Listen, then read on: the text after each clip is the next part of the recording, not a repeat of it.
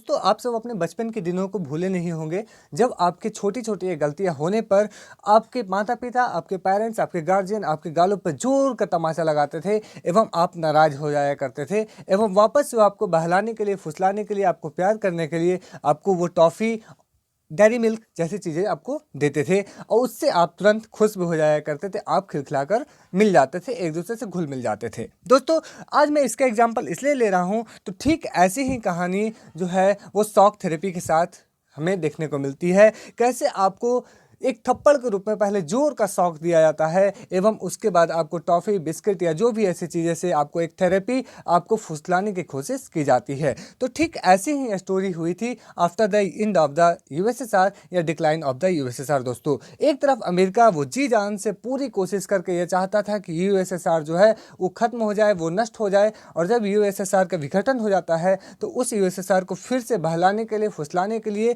और उस यूएसएसआर को फिर से इकोनॉमिक मदद देने के लिए वो आईएमएफ एवं वर्ल्ड बैंक जैसी संस्थाओं का मदद प्रोवाइड करता है। दोस्तों तो आज हम लोग इसी विषय में बात करेंगे। नमस्कार दोस्तों, पॉलिटिकल साइंस विथ आशीष में आपका स्वागत है। आज हम सब लोग मिलकर ये बात करते हैं कि शॉक थेरेपी जो है वो पोस्ट कम्युनिस्ट रिजाइम में कैसे उसकी कॉन्सेप्ट आई थी एवं उसकी क्या अपनी भूमिका थी। इसके साथ साथ हम लोग बात करेंगे कि आखिर इसके कौन कौन से कॉन्सिक्वेंस रहे, इसके कौन कौन से और परिणाम रहे। साथ में हम लोग देखेंगे कि शॉक थेरेपी आने के बाद कैसे जो डिफरेंट जो कंट्रीज थे यूएसएसआर के वो अपने अपने कॉन्स्टिट्यूशन का निर्माण किए एवं उसका अपनी क्या पॉलिसी थी। इसके बाद ओवरऑल देखेंगे कि ये सब कंट्रीज में चूंकि इकोनॉमिक क्राइसिस आई थी इतनी बड़ी, तो उसके बाद उन लोगों की रिवाइव मतलब वो लोग फिर से अपने आप को कैसे संभाल पाएँ, इन सारी बातों को समझते हैं। दोस्तों सबसे पहले आपको एक ग्राफ की मदद से आपको ये बताते हैं कि कैसे वहाँ की इकोनॉमी खराब थी। दोस्तों इसके पहले हमने एक वीडियो बनाया है, उस वीडियो का नाम है डिसइंटीग्रेशन ऑफ द यूएसएसआर। दोस्तों उस वीडियो में मैंने बताया है कि कैसे वहाँ की इकोनॉमी जो है वो लगातार डाउनफॉल होते गई, वहाँ की लगातार स्थिति बद से बदतर होती गई। तो यहाँ पर जो आप ग्राफ देख रहे हैं इसमें 1989 से लगभग 2016 तक ये ग्राफ है, लेकिन आप यहाँ पे देख रहे होंगे कि 1989 से लेकर लगभग 1998 तक यहाँ की इकोनॉमी यानी यूएसएसआर, यूएसए, रसिया की इकोनॉमी जो है वो लगातार धड़ाम से नीचे गिरते चली जाती है। मतलब वहाँ की उसकी स्थिति जो है वो काफ़ी ख़राब होती जाती है। तो इसके आखिर क्या क्या कारण थे इसको समझना आवश्यक है, और इन्हीं इसकी गिरती हुई अर्थव्यवस्था को संभालने के लिए अमेरिका जो है वो थेरेपी के रूप में, वो टॉफ़ी के रूप में आईएमएफ एवं वर्ल्ड बैंक जैसी संस्थाओं से वो मदद प्रोवाइड कर रहा था। तो दोस्तों इस तरह देखते हैं, सबसे पहले हम समझते हैं meaning and concept of shock therapy. दोस्तों यहाँ पर है the collapse of the communist regime was followed in most of the USSR countries by a painful process। दोस्तों अब ऑब्वियस सी बात है, जिसका अपना जीने का जरिया, जीने का तरीका, जिसका आइडियोलॉजी है, अगर आप उस पर आघात करोगे तो वो उसके लिए काफ़ी गहरी चोट होगी। तो ठीक ऐसी ही हुई थी उसके साथ, यानी कि कह सकते हैं पूरे यूएसएसआर कंट्रीज के लिए ये एक पेनफुल प्रोसेस थी। ये क्या थी मेनली, इसमें क्या किया गया था, of transition from a authoritarian socialist system to a democratic capitalist system. चूँकि यहाँ पर क्या हो रहा था कि वो लोग का जो अपना व्यवस्था था, मतलब वो लोग का जो अपना सिस्टम था पहले से, जो एक सोशलिस्ट सिस्टम था, अब वो सिस्टम जो है वो फाइनली अपना सोशलिस्ट सिस्टम से वो कैपिटलिस्ट सिस्टम की ओर वो ट्रांसफॉर्म हो रहा था, वो बदल रहा था। तो ये तो बदलने की जो प्रक्रिया थी वो काफ़ी पेनफुल थी, क्योंकि पहले जो वहाँ पर थी वो सारा का सारा स्टेट कंट्रोल्ड सिस्टम था, वहाँ पे ऑथोरिटेरियन सिस्टम था। एवं वही जब यूएसएसआर का विघटन हो जाता है, जब वो वेस्ट की पॉलिसी को अपनाने के लिए बाध्य होता है, उस समय वहाँ पे उसे कम्युनिस्ट विचारधारा को छोड़कर, यानी इस पे कमज़ोर होकर वो western policy, liberal policy, capitalist policy को अपनाने के लिए विवश होता है। तो the model of transition in Russia, Central Asia and Eastern Europe that was influenced by the World Bank and IMF came to known as shock therapy. तो इसी को ये कहा जाता है, what is shock therapy, the help provided by the World Bank, IMF to revive the situation, revive the condition of the USSR, Russia after the decline of the USSR, after the destruction of its economy.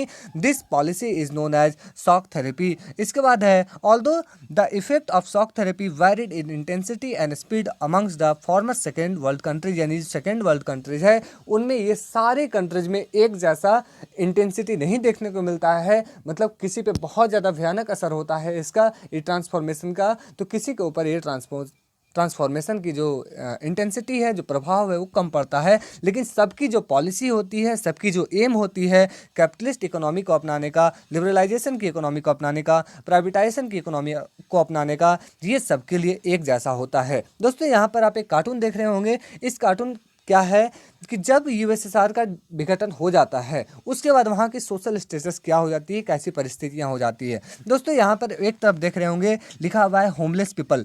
ऐसे बहुत सारे लोग, काफ़ी जनसंख्या जिनके पास अपनी घर रहने के लिए तक नहीं थी, एवं कुछ ऐसे लोग थे जिनके पास पीपललेस होम्स, मतलब जिसके पास बड़ी बड़ी मकान थी, बड़ी बड़ी बिल्डिंग्स थी, लेकिन उनमें रहने के लिए लोग कम पड़ गए थे। तो ऐसा इसलिए हुआ था क्योंकि ये वो सारे लोग हैं जिनको पहले यूएसएसआर रसिया के द्वारा हेल्प प्रोवाइड किया जाता था। उनको खाने में, हेल्थ में, एजुकेशन में उनको सब्सिडीज़ दी जाती थी, उनको फूड ग्रेन्स दी जाती थी। लेकिन अब जब वो पूरी कैपिटलिस्ट सिस्टम हो गई, चूँकि हम लोगों को पता है कि कैपिटलिस्ट सिस्टम वो सिर्फ और सिर्फ सेल्फ इंटरेस्ट के लिए काम करती है, वो समाज की सेवा के लिए काम नहीं करती है। तो जब ऐसी परिस्थिति आई, उससे एक जो सेक्शन था सोसाइटी का वो काफ़ी गरीब होता चला गया। वो खाने के लिए 2 वक्त की रोटी के लिए वो तरस रहा था।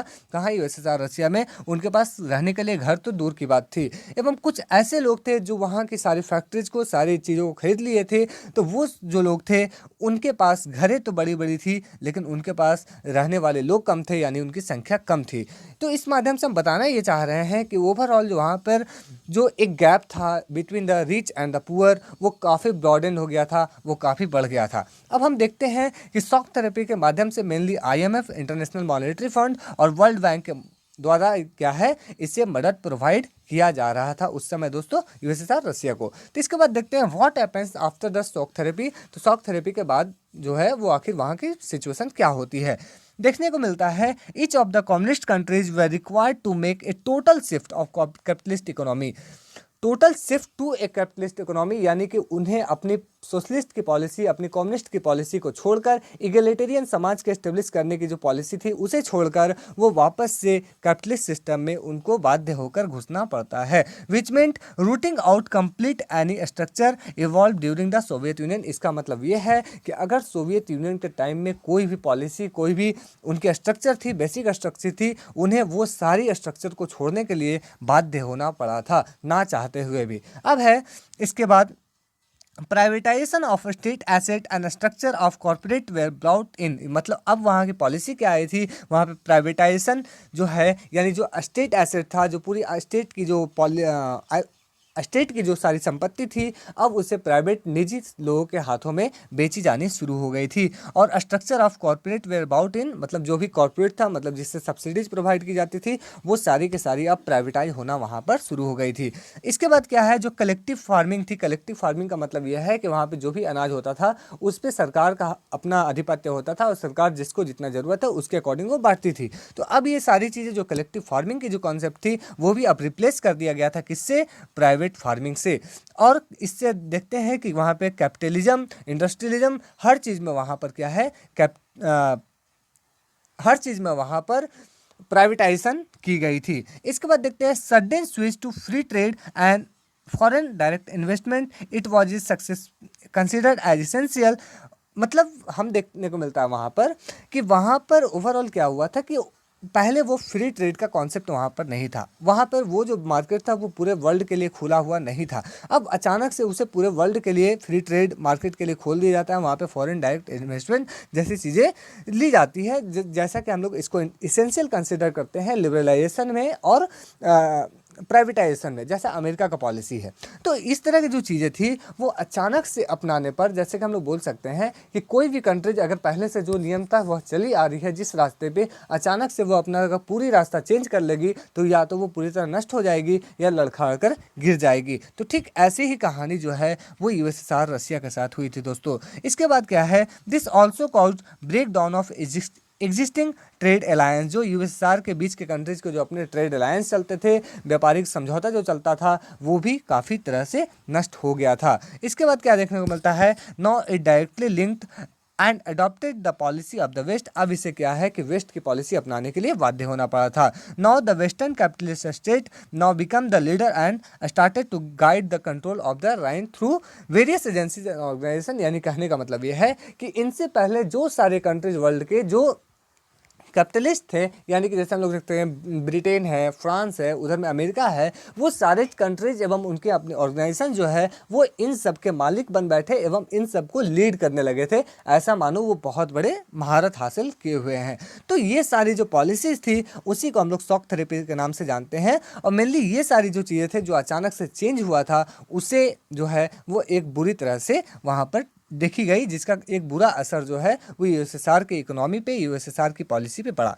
अब हम लोग देखते हैं कि वापस से क्या हुआ था कि यूएसएसआर जब अपनी ये पॉलिसी अपना रहा था तो उस समय वो क्या किया था, ताकि वहाँ के लोगों को हर तरह से दिक्कत ना हो, किसी तरह की दिक्कत ना हो, वो हर लोगों को क्या किया था, 10,000 रूबल जो है वो प्रोवाइड किया था। खास करके इसलिए कि वहाँ के जितनी सारी जो ऑथोरिटेरियन जो इंडस्ट्री थी, चाहे वो फार्मिंग थी, अगर उसकी नीलामी हो, अगर ऑटोमोबाइल्स कंपनी के इंडस्ट्री की नीलामी हो, तो हर लोग जो है अपनी शेयर्स को खरीद सके। लेकिन वापस से क्या होता है, वहाँ पर इतनी तेज़ी से महंगाई बढ़ती है, वहाँ पर रूबल की वैल्यू इतनी कम हो जाती है, जिससे जो गरीब लोग होते हैं वो खाने को तरस जाते हैं। तो ऐसी स्थिति पर होने पर वापस से क्या होता है, जो लोगों को 10,000 रूबल्स प्रोवाइड किए गए थे वो वापस से क्या किए, वो लोग इसे अपने डेली के 2 वक्त की रोटी को जुटाने में वो इससे लगातार खर्च कर दिए। जिससे क्या हुआ कि कुछ लोग के पास ही अब वो पैसे बचे थे जो उस बड़े इंडस्ट्री को खरीदे थे, जिसके बारे में हम लोग आगे देखते हैं। इसके बाद देखते हैं, ये तो आपको बताया कि वहाँ की जो ग्राफ थी, वहाँ इकोनॉमी की, मतलब वहाँ की इकोनॉमी थी वो काफ़ी ख़राब होती जा रही थी, वो काफ़ी तेज़ी से नीचे गिर रही थी दोस्तों। तो इस तरह से हम लोग देखते हैं consequence of the shock therapy, मतलब शॉक थेरेपी के और कौन कौन से रिजल्ट हुए थे। तो इसके बाद देखने को मिलता है the sudden end of USSR and adoption of the western policy cause the ruin of the whole economic system, मतलब उसकी जो अपनी इकोनॉमिक सिस्टम थी वो पूरी तरह से जो है वो बर्बाद हो गई थी, जिसको हम लोग इकोनॉमिक डिजास्टर्स के नाम से जानते हैं। इसके बाद देखते हैं the Russian almost all the state controlled industries were sold in a very cheap price. चूँकि हमको पहले पता है कि पहले से वहाँ की जो इंडस्ट्री थी उस पर स्टेट का कंट्रोल होता था, तो अब वो पूरी चीज़ों को, अब क्या हुआ कि उन सारी चीज़ों पर प्राइवेटाइजेशन का हक हो गया और उसे सरकार को बाध्य होकर बेचना पड़ा सभी को। तो इससे क्या हुआ कि अब चूंकि उस समय बहुत सारे लोगों पर बहुत सारे पैसे नहीं थी, कुछ लोगों के पास ही बहुत सारे पैसे थी, मतलब ये हुआ कि वहाँ की जो इंडस्ट्री थी उसको काफ़ी चिप प्राइस में बेचनी पड़ी, जिसको हम लोग बोलते हैं कूड़े के भाव में वहाँ पर, चूँकि वहाँ पर उनको खरीदने के लिए काफ़ी खरीदार नहीं मिल रहे थे। चूँकि हमको पता है कि जब बहुत ज़्यादा लोग खरीदार होंगे तब किसी चीज़ के लिए कंपटीशन बढ़ेगा, तब उस चीज़ का जो है वो प्राइस बढ़ता है। तो चूँकि इस चीज़ के खरीदार वहाँ पे कम थे, यही कारण है कि वहाँ की जो large garage sale in history, मतलब जो वहाँ पे सबसे बड़ी बड़ी गैराजें थी, वहाँ पे जो गाड़ी खाना था, उन सबों को कूड़ा के भाव में वहाँ पर बेच दिया गया था। अब हम लोग देखते हैं the value of the rouble. साथ ही में क्या हुआ, जो वहाँ की करेंसी है रूबल, उसकी जो वैल्यू है वो लगातार गिरते चली गई थी दोस्तों। जो रशियन करेंसी है वो ड्रामेटिकली कहने का मतलब क्या है, जिसकी कोई और छोड़ना हो, यानी उसकी कोई कल्पना भी ना की हो, ऐसी स्थिति वहाँ पर हो गई थी।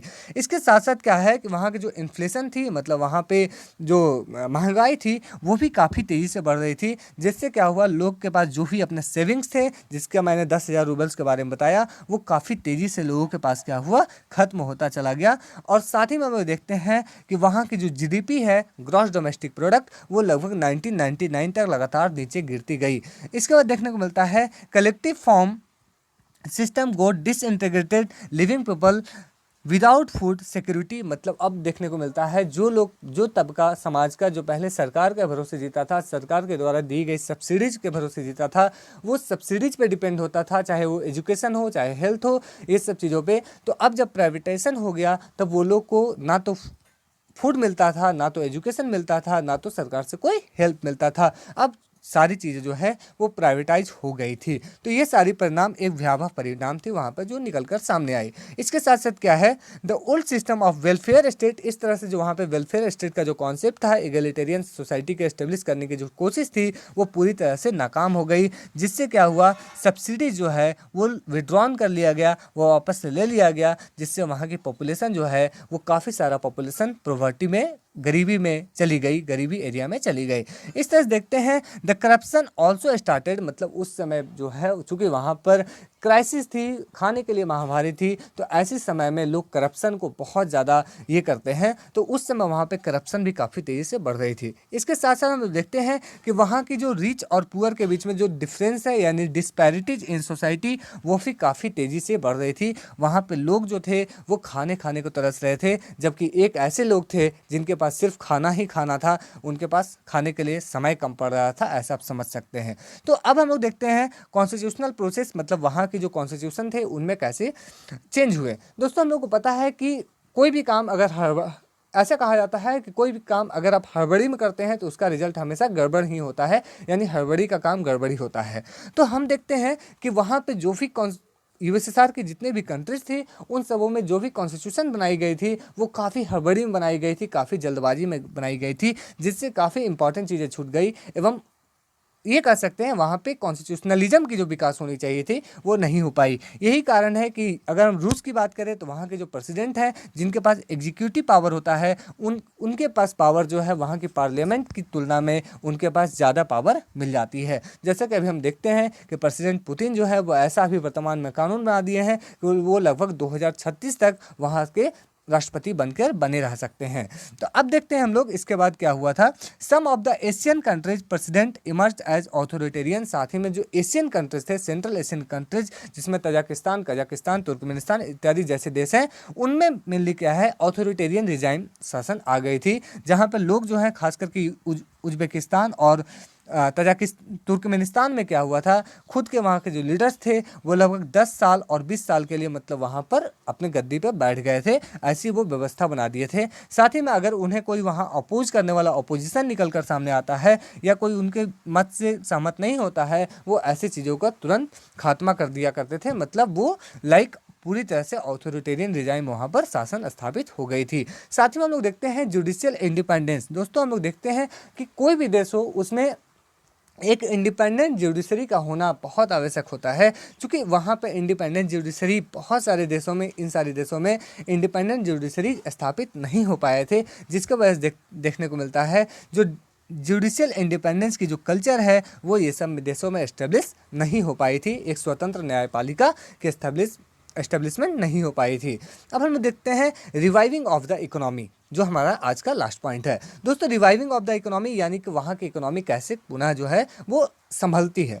तो most of these countries particularly Russia started to revive its economy in 2000, मतलब लगभग 2000 ईस्वी तक ये अपने इकोनॉमी जो लगभग 10 साल था, 10 साल की एरा था after the decline of the USSR, 10 साल इनको अपनी इकोनॉमी को रिवाइव करने में, इकोनॉमी को संभालने में लग गया। इसके बाद देखने को मिलता है the reason of revival was most of their the export of natural resources like oil, minerals and natural gas. दोस्तों हम लोग देखने को मिलता है जो भी ये सारी कंट्रीज हैं उनके पास नेचुरल गैस की बात करें, ऑयल की बात करें या मिनरल्स की बात करें तो ये सब इनके पास बहुत ज़्यादा है। अगर हम अभी बात करें तो रसिया के पास तेल की कमी नहीं है।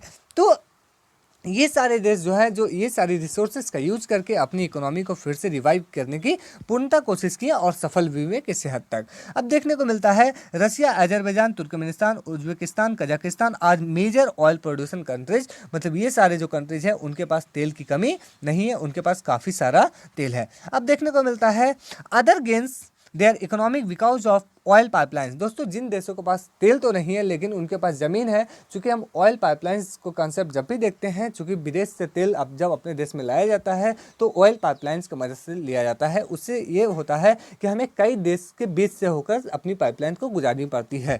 तो हम जिस देश से अपनी ऑयल की पाइपलाइन को गुजारेंगे वो देश जो है वो इसके बदले में, इसकी सुरक्षा के बदले में वो हमसे क्या लेगा, वो रेंट लेगा। तो कई सारी जो देश थी वो उनकी इकोनॉमी किस तरह से सुधरी, तो ऑयल पाइपलाइन से जो उनको रेंट मिला वो रेंट जो है उनकी इकोनॉमी के रिवाइवल में, मतलब उनकी इकोनॉमी को सुधारने में वो जो है काफ़ी मदद की थी। इसके साथ साथ कुछ कंट्री जो हैं वो कई सारी चीज़ों में मैन्युफैक्चर भी स्टार्ट कर देते हैं, मैन्युफैक्चरिंग वो प्रोड्यूसर भी बन जाते हैं। तो उम्मीद है आपको ये सारी बातें समझ में आई होगी। अगर आपको ये सारी बातें समझ में आई तो लाइक, शेयर एंड सब्सक्राइब करना ना भूलें, अपने दोस्तों के साथ अवश्य शेयर करें। फिर मिलते हैं नेक्स्ट वीडियो में, तब तक के लिए धन्यवाद। जय हिंद।